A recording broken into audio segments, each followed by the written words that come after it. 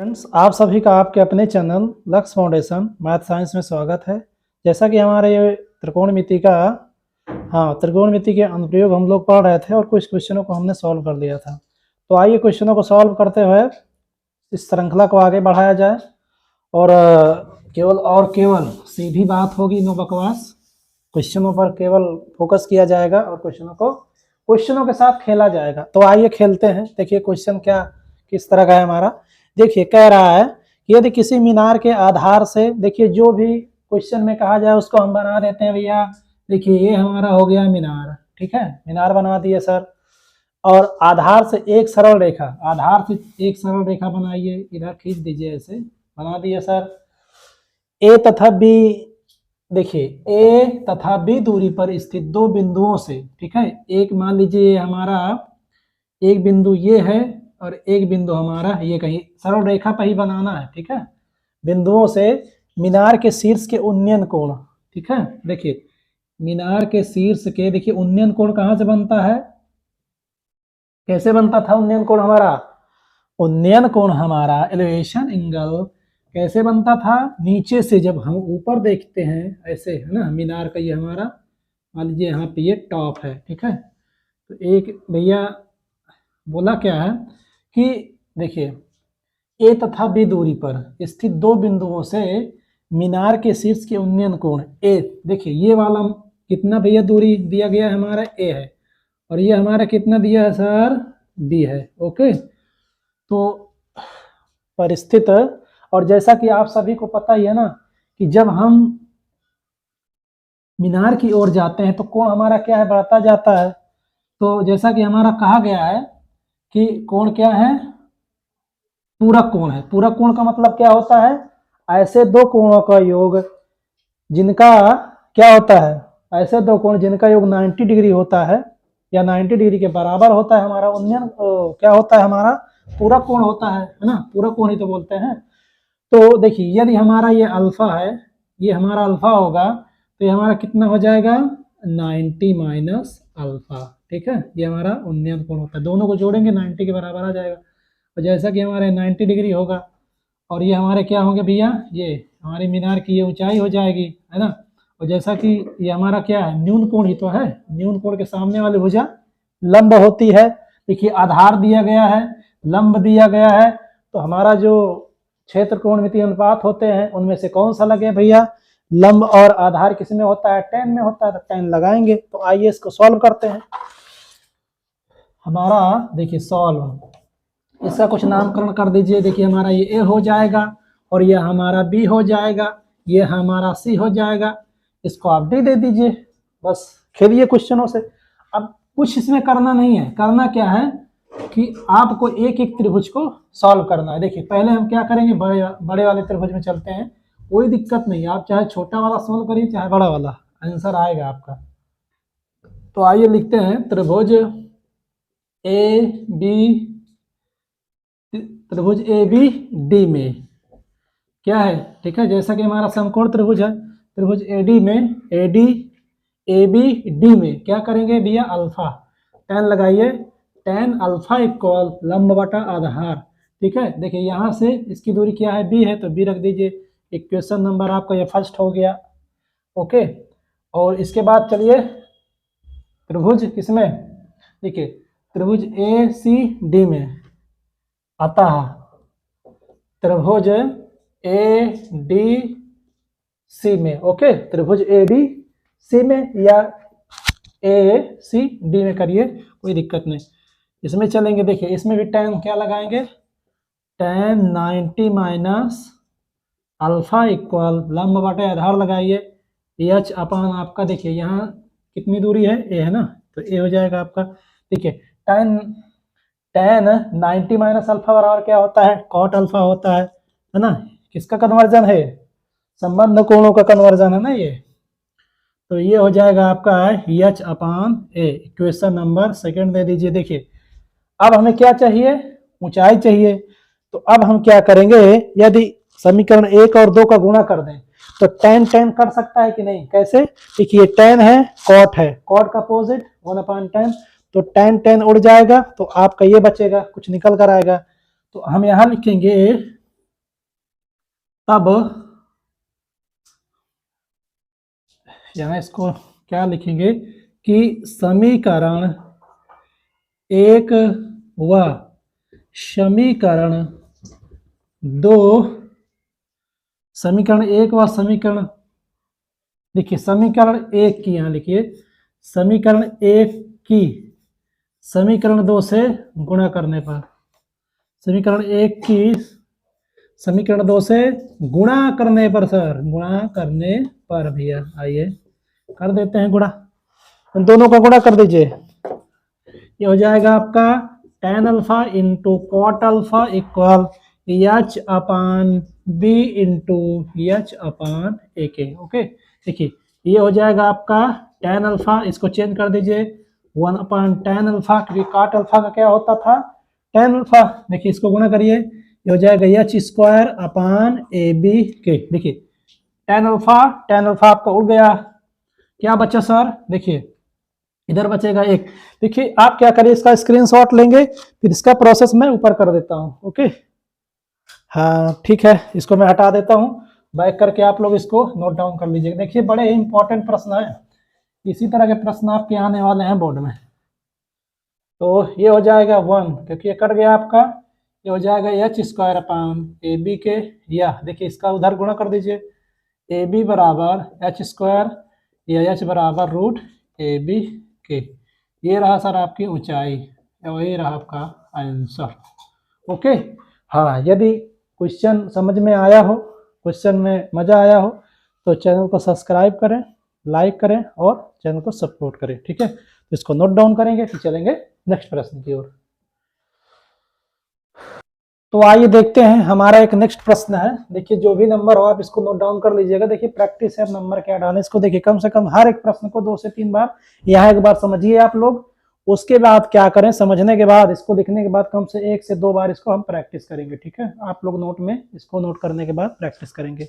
तो आइए देख लेते हैं। देखिए पहले क्या करेंगे, क्वेश्चन को पढ़ेंगे। देखिए हमारा पहला जो तरीका होता है इसको सॉल्व करने का, क्वेश्चन को पढ़ेंगे और साथ में ही इसका चित्र भी बनाते चलेंगे। ठीक है, देखिए 100√3 मीटर ऊंची मीनार, ठीक है, मीनार बना दिए भैया। देखिए जैसा प्रश्न अनुसार हमने एक मीनार बना दिया, मीनार बना दिया। ठीक है, तो मीनार के पाद से, देखिए चाहे वो पाद कहे चाहे आधार कहे, तो क्वेश्चन में पाद कहे आधार कहे है ना, क्षैतिज कहे क्षैतिज से कहे, तो आप ये समझिएगा कि जहां पर मीनार गड़ी हुई है, ठीक है, देखिए मीनार बना हुआ है, इसी मीनार के चाहे आप इधर चलिए चाहे इधर चलिए।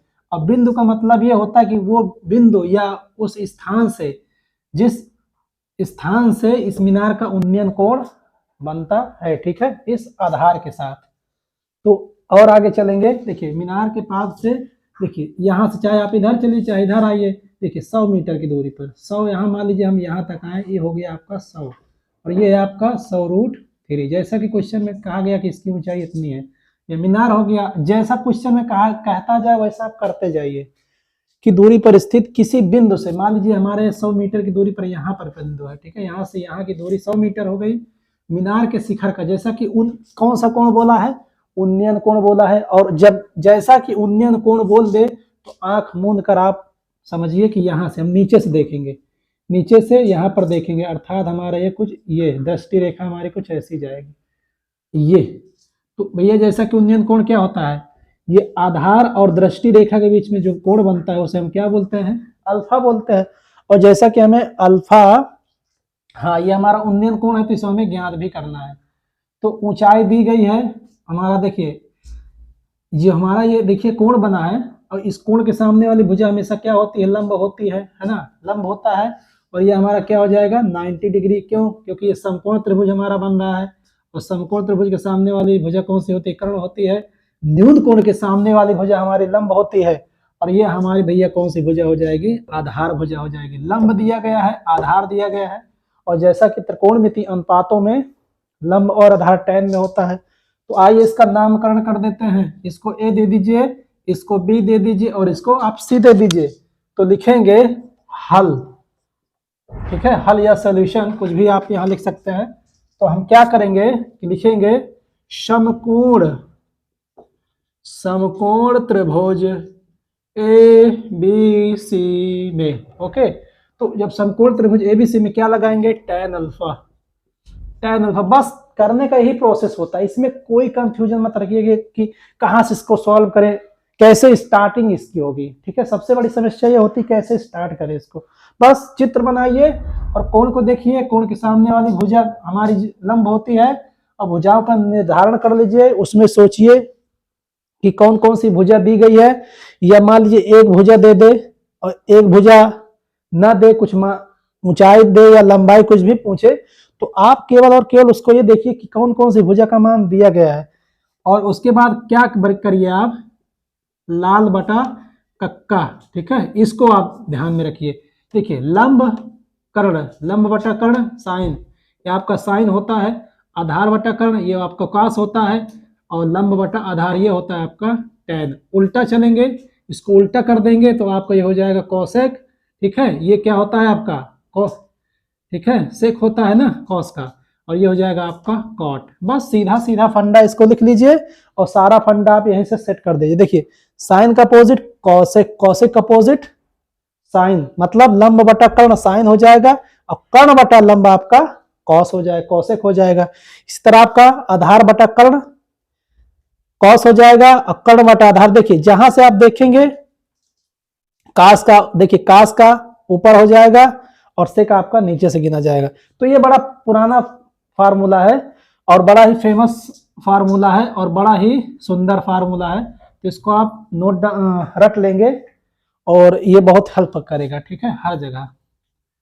तो चलिए देख लेते हैं, जैसा कि सभी को पता भी होगा इसके बारे में। देखिए tan अल्फा क्या होगा, लंब बटा आधार, अर्थात 100√3 बाई आपका 100 हो जाएगा, तो 100 से 100 कैंसिल हो जाएगा। tan अल्फा इक्वल √3 या tan अल्फा इक्वल √3। देखिए हमें अल्फा निकालना है, तो इसका मतलब हमें ये tan का यहाँ पे tan के रूप में इसको हमें बनाना पड़ेगा। ठीक है, तो tan में किसका मान होता है, ये tan 60 का मान होता है, सभी को पता ही होगा tan 60 का मान होता है। देखिए अब क्या करेंगे, देखिए हमें क्या चाहिए था, उन्नयन कोण, जैसा कि हमारा उन्नयन कोण क्या है, ये अल्फा है ना, उन्नयन कोण, ये हमारा उन्नयन कोण अल्फा है। तो अल्फा के लिए हमें क्या करना पड़ेगा, यहाँ पे कुछ लिखेंगे। देखिए यहाँ लिख दिए, इसको समीकरण फर्स्ट मान लीजिए, समीकरण एक में, ठीक है, एक में tan की तुलना करने पर, tan की क्या करने पर, तुलना करने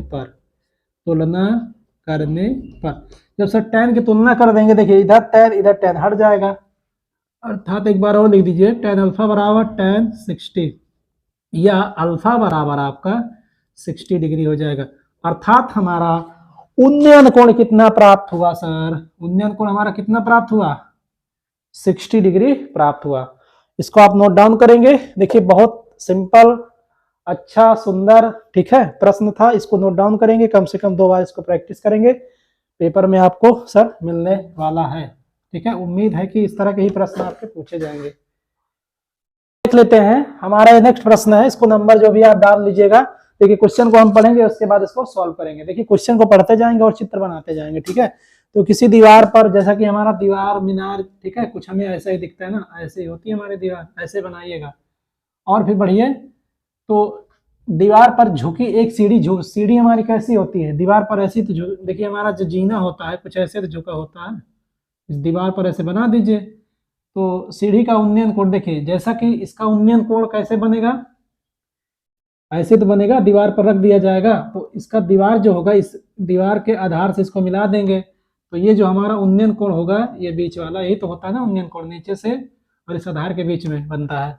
तो यदि सीढ़ी का पात देखिए, सीढ़ी हमारी ये है और ये हमारा दीवार है, सीढ़ी की दीवार से देखिए यहाँ से लेकर यहाँ तक, ओके, कितनी दूरी पर, 9.5 मीटर, अर्थात 9.5 मीटर की दूरी पर हो, तो सीढ़ी की देखिए हमारी ये लंबाई बताना है ना, ये लंबाई बताना है, और इसका नामकरण दे दीजिए ABC, जैसा कि हमारे समकोण त्रिभुज बन चुका है, तो ये 90 डिग्री होगा और 60 के सामने वाली हमारी लंब भुजा होती। अब देखेंगे इसमें मान कौन कौन, हमारा जो समकोण त्रिभुज है, इस त्रिभुज में कौन कौन सी भुजा दी गई है। देखिए ये हमारा क्या होता है, पहले सर्वप्रथम आप क्या करिएगा, समकोण त्रिभुज जब बन जाए, कोण का निर्धारण हो जाए, तो कोण के सामने वाली हमारी कौन सी भुजा होती, लंब होती। इसका निर्धारण करने के बाद जैसा कि हमारा कर्ण ही होता है, उसके बाद ये हमारा आधार बचता है। ठीक है, देखिए आधार और कर्ण दिया गया है, तो आधार और कर्ण किस में होता है, काश में होता है, यही तो होता है काश में।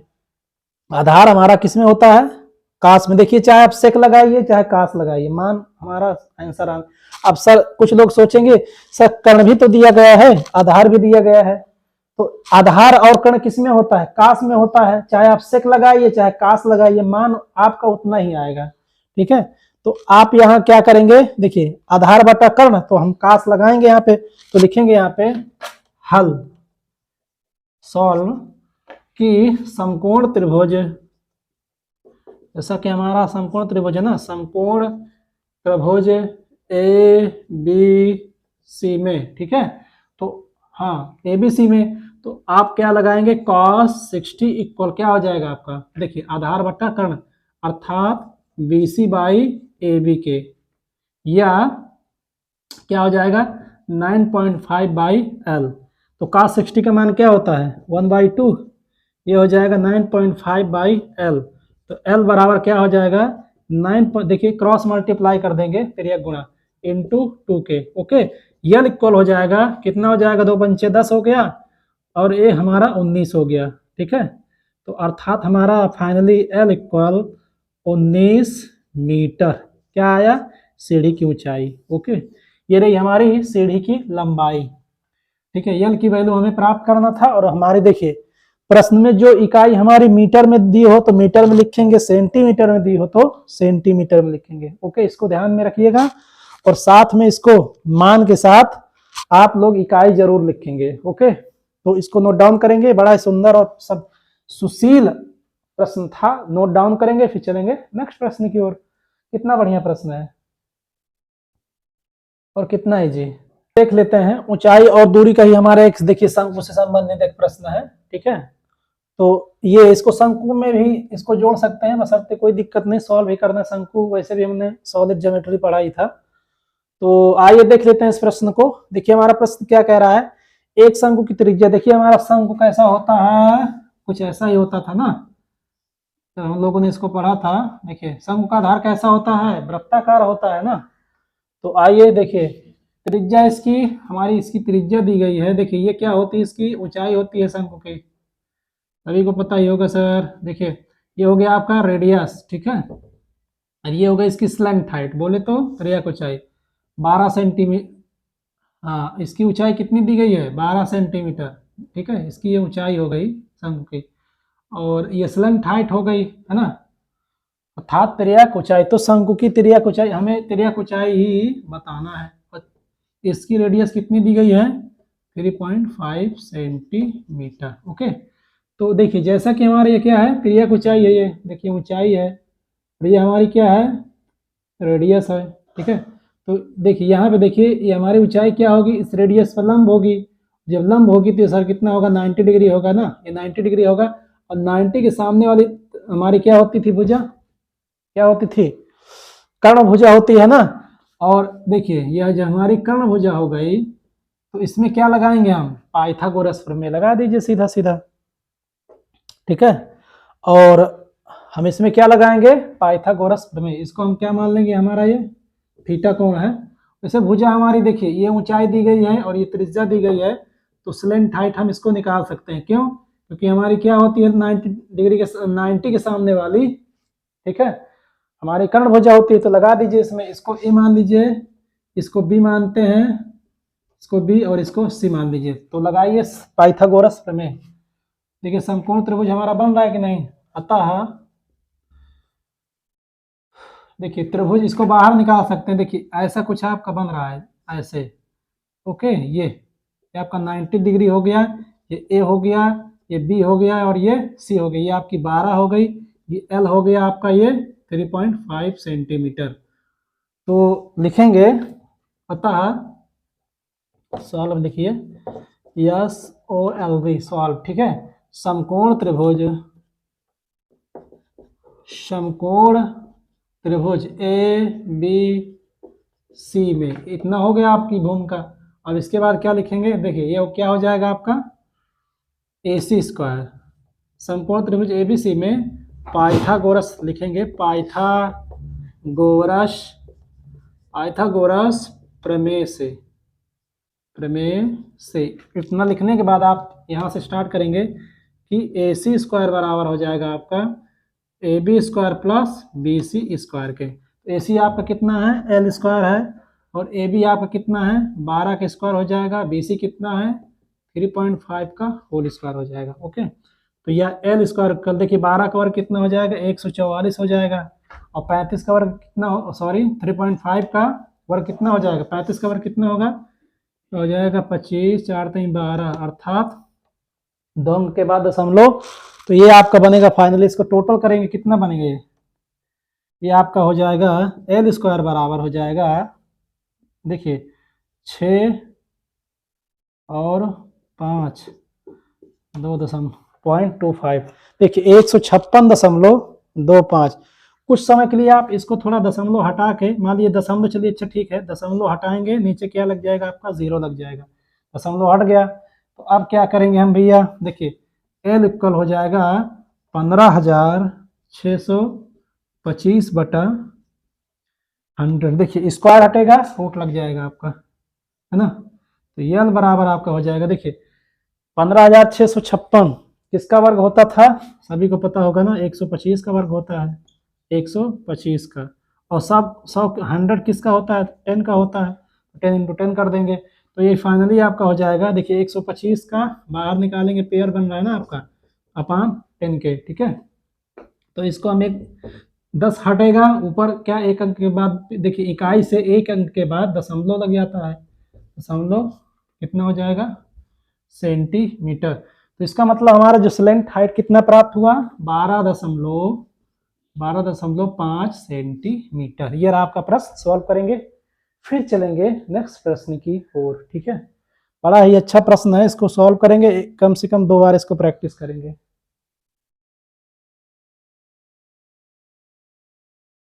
तो आइए स्टूडेंट देखते हैं ये प्रश्न को, देखिए ये भी प्रश्न अच्छा ही है, और काफी अच्छा ही नहीं, अच्छा ही, बहुत अच्छा है। देखिए 2020 का प्रश्न है आपका, ये यूपी बोर्ड 2020 में आ चुका है। ओके, देखिए इसी तरह के प्रश्न आने वाले हैं, और बड़े ही सिंपल, और देखिए हमेशा प्रश्न को जब देखिएगा, तो आइए देख लेते हैं हमारा प्रश्न क्या कह रहा है। देखिए प्रश्न को पढ़िए और चित्र बनाइए, उसके बाद उसमें फिर हम विचार करेंगे प्रश्न में। देखिए मैदान में खड़ी एक मीनार, भैया ये हमारा इतना सारा मैदान पड़ा हुआ, कहीं भी मीनार को खड़ा कर दीजिए, हमने मीनार को खड़ा कर दिया सर। तो 75 मीटर ऊंची, जैसा कि मीनार की ऊंचाई भी बता दीजिए, हाँ 75 मीटर है सर ये, ओके सर। तो अवनमन कोण, अब देखिए बात आ गई भैया अवनमन कोण की, और जैसा कि हमने इसकी चर्चा भी किया था कि अवनमन कोण और उन्नयन कोण कहाँ बनता था। देखिए हमारा उन्नयन कोण कब बनता था, जब नीचे से हम ऊपर की ओर देखते थे, ओके, नीचे से ऊपर देखेंगे। और अवनमन कोण कब बनता था, जब ये व्यक्ति या हम, ठीक है, ऊपर से नीचे देखेंगे, ठीक है, ऊपर से नीचे देखेंगे किसी वस्तु को, या किसी बिंदु को, या किसी कार को, या किसी नाव को, तो वो हमारा कहाँ उन्नयन कोण कहाँ बनता था, ऊपर बनता था ये, ठीक है। और ये हमारी दृष्टि रेखा होती थी, और ये हमने आधार माना था, काल्पनिक आधार था। तो ये हमारा कहाँ भैया, ये कौन सा कोण बनता था, अवनमन कोण बनता था, ठीक है। तो अवनमन कोण कुछ इस तरह से बनता है, इसको आप लोग नोटिस करिएगा। और भैया इसकी चर्चा भी की हम लेक्चर नंबर 1 में, ठीक है, इसको आके आप जाके देख सकते हैं, जहां से हमने उन्नयन कोण और अवनमन कोण वाला हमारा थंबनेल लगा हुआ है, उसमें आप जाके देख सकते हैं। देखिए, ठीक है, तो ये आपका 75 मीटर ऊंची मीनार हो गई। तो मीनार से हाँ हमारा अवनमन कोण 30 डिग्री है। जैसा कि कोई, देखिए मैदान में खड़ी एक कार, ये हमारी, देखिए कहीं कार खड़ी होगी, और यहाँ से देखा जाता है इस कार को, ऐसे ये कार को देखा गया, ये दृष्टि पड़ी यहाँ पे, और ये हमारा क्या है, मीनार है, तो इसके आधार को हम मिला देंगे। और हमारा देखिए अवनमन कोण कुछ ऐसे ही तो बनता था, ये हमारा अवनमन कोण कितना बन रहा है, 30 डिग्री बन रहा है। अब देखिए, हाँ मीनार के आधार से कार की दूरी, तो यहाँ से हमें आधार से कार की हमें दूरी बताना है, ठीक है। तो जो कार खड़ी है, और ये हमारी जो मीनार है ये कितनी दूरी पर एक दूसरे से है, इसकी हमें बीच की दूरी निकालना है। मीनार की दूरी दी गई है, ऊंचाई दी गई है, ठीक है, और हमारा ये अवनमन कोण दिया गया है। तो हमारा ये कोण कैसे आएगा, जैसा कि ये कोण पता हो जाएगा तो हम ये समकोण त्रिभुज हमारा कंप्लीट हो जाएगा। वैसे तो बन ही चुका है ना, सॉल्व करने के लिए हमें ये कोण चाहिए।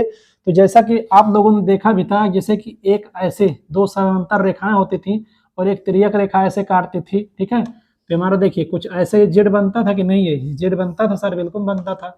तो ये अगर ये कोण हमारा अल्फा होता था तो इसका जस्ट दशा और दिशा विपरीत होने पर ये क्या होता था, ये भी अल्फा होता था। अर्थात ये कौन से कोण हमारे बनेंगे, अंतः एकांतर युग्म कोण, ठीक है, अंतः एकांतर युग्म कोण।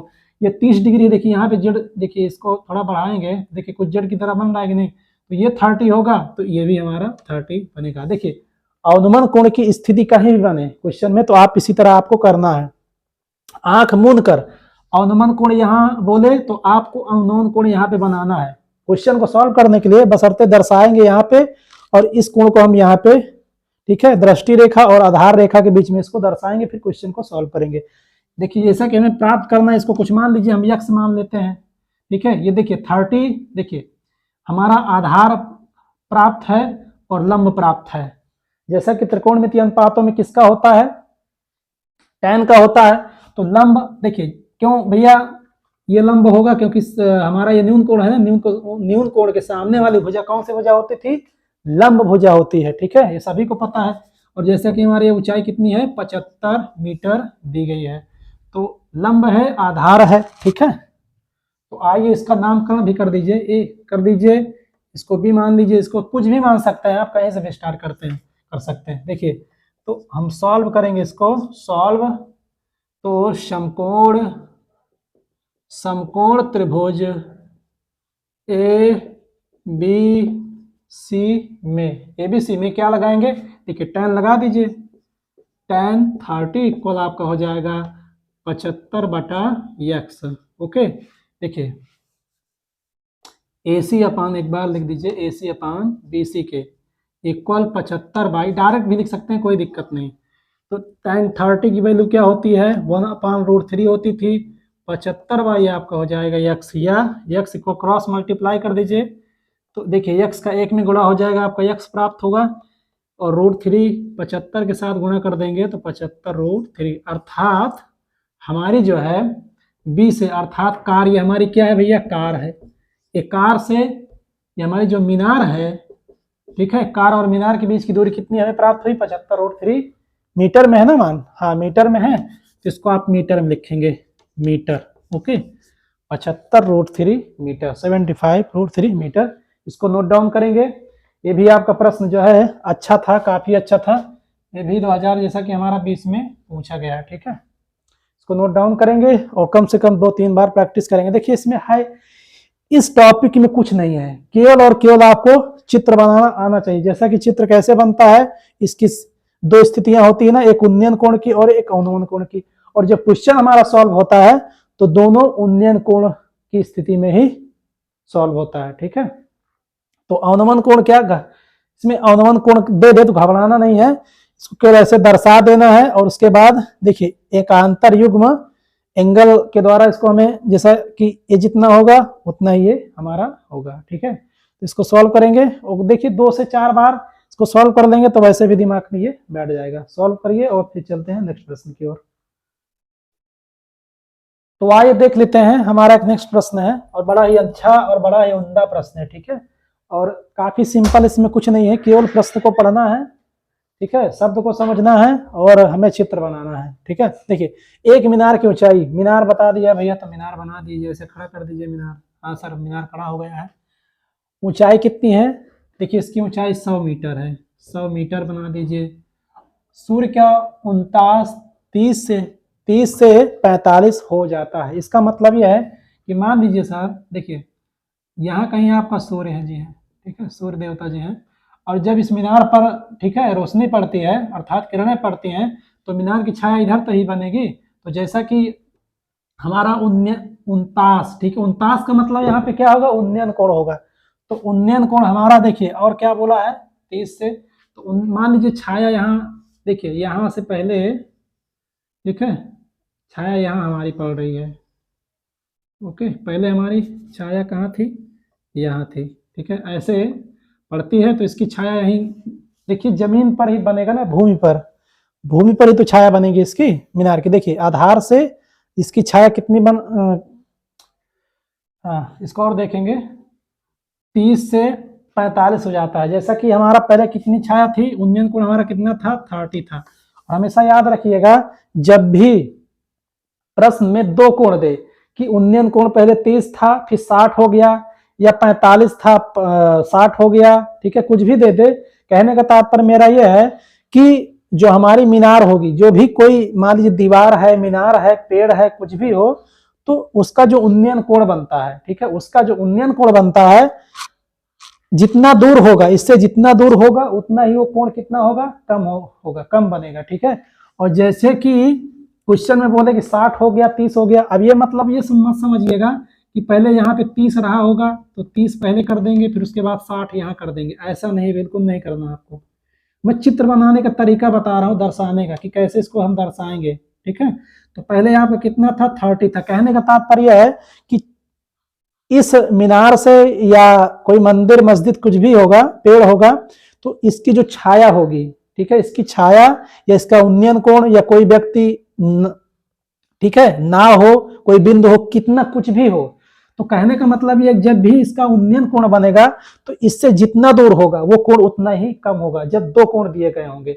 और उसके बाद दूसरा कोण दे दे कि इतना हो जाता है, तो हमेशा याद रखिएगा मीनार से जब हम जितने दूर जाएंगे उसका कोण उतना ही हमारा क्या होगा सर, छोटा होता जाएगा हमारा उन्नयन कोण। ठीक है, और जितनी पास हम जाएंगे, ठीक है, जो ऊंचाई वाली वस्तु होगी, मीनार हो कुछ भी हो, उसके पास में जाएंगे तो वो कोण हमारा क्या होगा, बढ़ता जाएगा। अर्थात 30 से 45, 60, ठीक है, 90, लास्ट में क्या हो जाएगा, यहीं पे आके ये खड़ा हो जाएगा। देखिए इसके बराबर में हो जाएगा तो कितना हो जाएगा, 90 डिग्री के बराबर हो जाएगा। कुछ बात समझ में आई?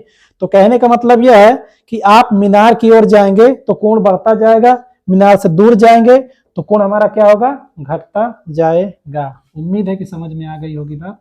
तो ये आपका 90 डिग्री होगा, है ना। तो देखिए आप क्वेश्चन को पढ़ते हैं। देखिए एक मीनार की ऊंचाई 100 मीटर दी गई है, यदि सूर्य का 49, देखिए 30 पहले था फिर 45 हो जाता, पहले 30 था फिर अब क्या हो जाएगा, 45 इधर बनेगा। ठीक है, मीनार की ओर हो जाता है तो मीनार की छाया x मीटर कम हो जाती है। देखिए x मीटर से तात्पर्य क्या है, देखिए पहले 30 थी तो फिर उसके बाद 45, इसका मतलब पहले इतना था तो अब क्या हो जाएगा हमारा x। ठीक है, अब देखिए पहले क्या था, ठीक है, पहले क्या था हमारा 30 था, ठीक है, 30 था, उसके बाद क्या हो जाता है 45 हो जाता है। इसका मतलब कितना कम हुआ होगा, इतना कम हो गया, तो इसको हम x मान लेते हैं, जैसा कि प्रश्न में बोला भी गया है। तो छाया जब x मीटर कम हो जाती है तब हमें क्या करना है, x का मान बताना है, अर्थात जो छाया कितनी कम हुई है हमें उस छाया का मान बताना है। तो इसको हम क्या मान लेंगे, कुछ मान लेंगे, चलिए इसको हम y मान लेते हैं। मीनार से जो दोबारा छाया हमारी जो बनती है, बचती है जो, ठीक है, कम होने के बाद जो बचती है, इस मीनार से इसकी दूरी कुछ हम मान लेते हैं, y मान लेते हैं, और ये हमारी पूरी दूरी कितनी हो जाएगी, इसको x प्लस हम y मान लेंगे। क्योंकि हम देखिए हमारा दो त्रिभुज बन रहा है A B C D, तो हमारा देखिए दो त्रिभुज बन रहा है ना, तो एक बड़ा वाला त्रिभुज हम सॉल्व करेंगे, फिर एक हमारे छोटा वाला त्रिभुज सॉल्व करेंगे, तो हमें इसकी जरूरत पड़ेगी। ठीक है, तो इसलिए हम इसको x प्लस y मान ले रहे हैं। फिर बाद में आपका ये इक्वेशन के जरिए आपका सॉल्व हो जाएगा। तो आइए इसको सॉल्व करते हैं। हाँ चलते हैं। जैसा कि हमारा दो त्रिभुज बन रहा है तो हम यहाँ लिखेंगे हल या सॉल्व, तो लिखेंगे समकोण त्रिभुज ABC में, जैसा कि हमारा ये लंब है, ये आधार है, ये लंब क्यों है, क्योंकि हमारा ये न्यून कोण है। ठीक है, न्यून कोण, तो न्यून कोण के सामने वाली भुजा हमारी क्या होती है, लंब होती है। तो हम देखिए हमारा लंब है, ये आधार है, किसमें होता है, tan में होता है लंब और आधार, तो tan लगा देंगे सीधा। तो tan पहले 30, ठीक है, ये हमारा पहले 30 एंगल हो गया, तो क्या हो जाएगा BC अपान AC हो जाएगा, ये आपका AC अपान आपका BC के। ओके, तो AC आपका कितना दिया गया है, 100 दिया गया है, BC आपका कितना दिया गया है, x प्लस y दिया गया है। तो tan 30 का मान क्या होता है, 1/√3, तो 100/x प्लस वाई या x प्लस वाई बराबर आपका हो जाएगा 100√3। समीकरण इसको आप फर्स्ट मानेंगे। ओके, उम्मीद है कि समझ में आ रहा होगा। देखिए इसमें कोई टेक्निकल वर्ड नहीं यूज किया जा रहा कि आपके समझ में ना आए, बस केवल समकोण त्रिभुज को हम सॉल्व कर रहे हैं त्रिकोणमिति अनुपात लगाकर। ठीक है, तो अब चलेंगे छोटे त्रिभुज में। तो हमारा ये हो जाएगा, लिखेंगे समकोण त्रिभुज या त्रिभुज ADC में लगाइए tan थीटा। आपका हो जाएगा tan 45 इक्वल क्या हो जाएगा y, आपका हो जाएगा AC अपान DC के, या AC की वैल्यू आपकी 100 दी गई है और आपका ये y दिया गया है। tan 45 अंश का मान 1 होता है आपका 100/y, तो यह y बराबर आपका हो जाएगा 100। अर्थात जैसा कि हमें किसका मान चाहिए, x, अर्थात जो हमारी छाया की लंबाई कम हो गई है, ठीक है, उसका मान हमें चाहिए। तो हम क्या करेंगे, समीकरण फर्स्ट है, इसको समीकरण क्या करेंगे, या तो समीकरण मत मानिए, यहाँ लिख दीजिए कि आप लोग क्या करेंगे, इसका स्क्रीनशॉट लेंगे, फिर इसका मैं सॉल्यूशन ऊपर कर देता हूँ। ओके, हाँ कर लीजिए। चलिए हो गया होगा, बैक करके आप लोग इसको क्वेश्चन को नोट डाउन कर लेंगे। देखिए प्रश्नों को सॉल्व करते रहिएगा, ठीक है। आपका एग्जाम जो है ना फरवरी मार्च के बीच में हो सकता है, लास्ट जनवरी तक आपका टाइम टेबल भी आ सकता है। देखिए कंफर्म नहीं है पर आ सकता है। तो आप लोग पढ़ाई करते रहिए, रिवीजन लगातार लगे रहिए क्वेश्चनों के साथ।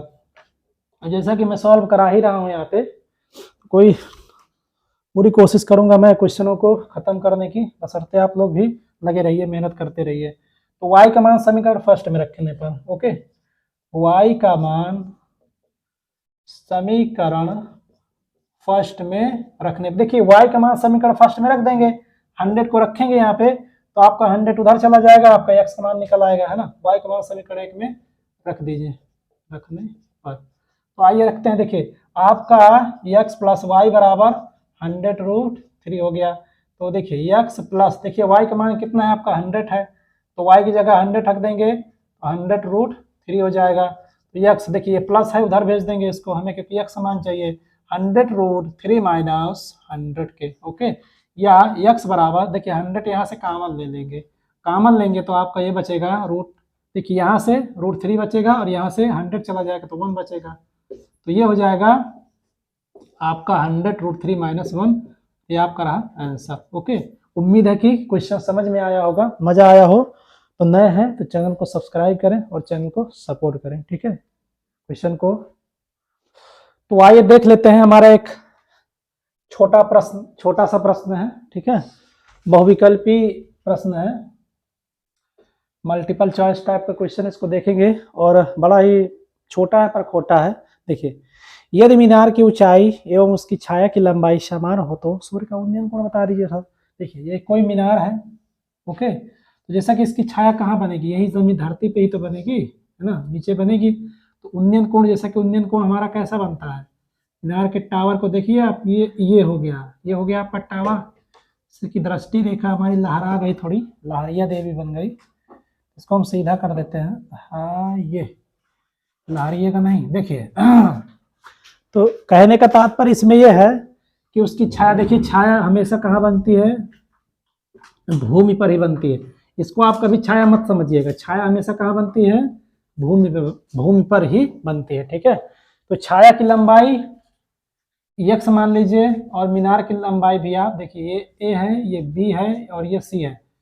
मीनार की लंबाई, जितनी मीनार की लंबाई होगी उतनी आपकी छाया की ही भी लंबाई होगी। और जैसा कि हमारा कोण कहाँ बनता है, दृष्टिकोण और आधार रेखा के बीच में बनता है, ठीक है। तो हमारा ये हो गया अल्फा, बन गया समकोण त्रिभुज। जैसा कि जब समकोण त्रिभुज बन जाता है तो इसको क्या करते हैं भैया, सॉल्व कर देंगे, है ना, जैसे कि हमें सॉल्व ही करना है। तो ये आपका हो गया, देखिए न्यून कोण के सामने वाली भुजा लंब हो गई, और ये हमारा भैया देखिए छाया हमारा क्या है, आधार हो गया। तो 10 लगा दीजिए, लिखेंगे यहाँ पे सॉल्व, ठीक है। तो क्या करेंगे, समकोण त्रिभुज अर्थात त्रिभुज ABC में, ठीक है, लगाइए 10 अल्फा इक्वल क्या हो जाएगा आपका x अपान x के, अर्थात देखिए ये हो जाएगा आपका लंब बटा आधार, अर्थात AC अपान BC के। AC आपका x है और BC भी आपका x है, x कैंसिल, ठीक है, ये आ जाएगा आपका 1, अर्थात tan अल्फा इक्वल 1। और हाँ, जैसा कि देखिए, और हमें अल्फा का मान चाहिए। जब भी आपको कोण निकालने की बात आए, जब आपका ये मतलब कहने का, देखिए मतलब इधर देखिए, ये हमारा 1 था। देखिए, जब भी उन्नयन या अवनमन कोण की बात करें निकालने की, तो आप लोग क्या करेंगे, जितना इधर बराबर के इतना जो मान दिया हो, जो इधर आपको त्रिकोणमितीय अनुपात हो, उसी के रूप में उसको क्या करिए, आप मान को निकालने की कोशिश करिए। त्रिकोणमितीय अनुपात का जो मान होता है 1 है ना आपका, तो tan में किसका मान होता है, tan 45 अंश का मान होता है। तो tan अल्फा इक्वल इसको आप tan 45 कर दीजिए, क्योंकि ये tan 45 की वैल्यू होती है। अब आप क्या करेंगे, tan की तुलना कर देंगे।